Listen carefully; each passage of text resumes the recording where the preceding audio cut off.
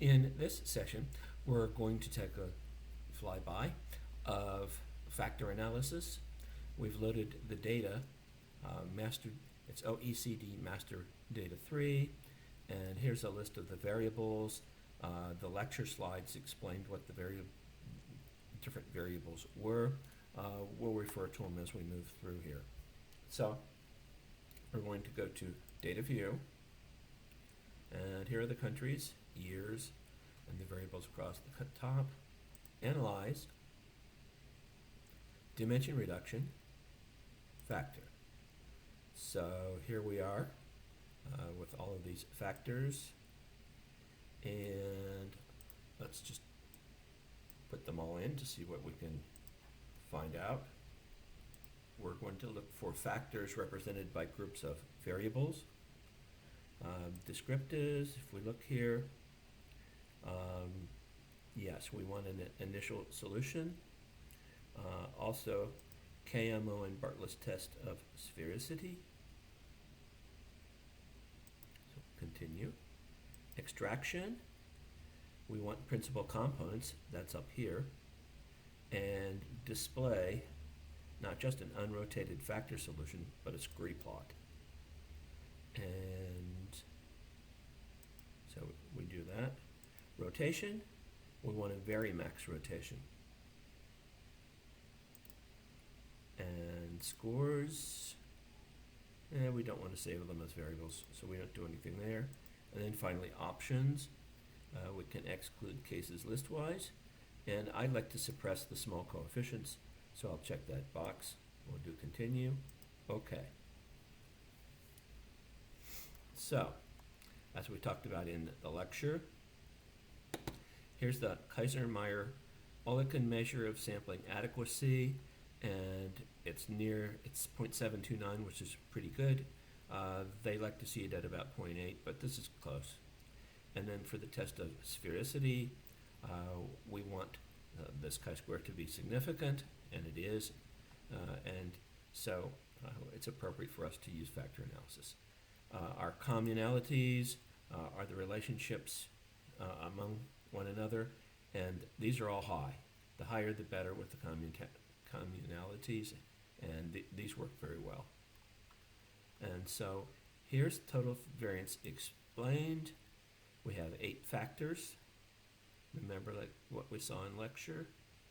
And the cumulative percent of the variation explained by these factors was 83%. The principal component, number 1, explained almost 31% of variance. That's a lot. And the second contributed a bit more, and on down. So decent contributions. And here's our scree plot. As you can see, the first several variables explained a lot, and then diminishing returns to adding variables. So we end up with an unrotated component matrix here, and a rotated one here, and that's the one we're going to want to work with. So we highlight it, and I'm going to right-click, copy as, image. Well, actually, no. Right-click, copy as Excel worksheet, and I'm going to go to my Excel worksheet.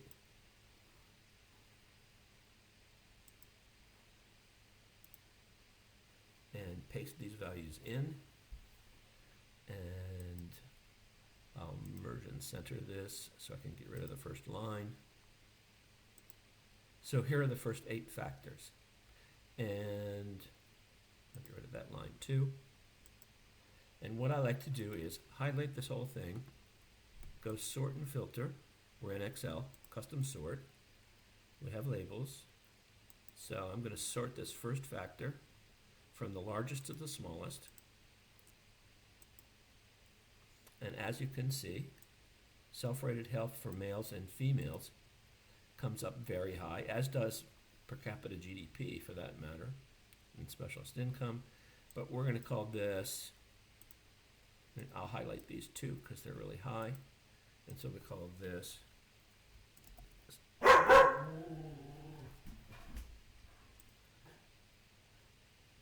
self-rated health. And we can proceed, here, finish typing it. And we can continue to do that for the other variables as well until we've done them all. Custom sort. So now we sort number 2, largest to smallest again. And here is GDP, it comes up very high.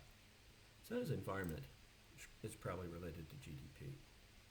So you can see that we use the factor analysis to define factors that group together.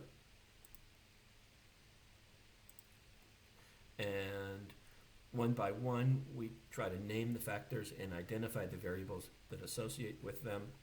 This is a component transformation matrix down here, and we won't use that right now. So I hope this has been helpful. I apologize for the dog barking in the background. Let me know if you have any difficulty working through this MP4.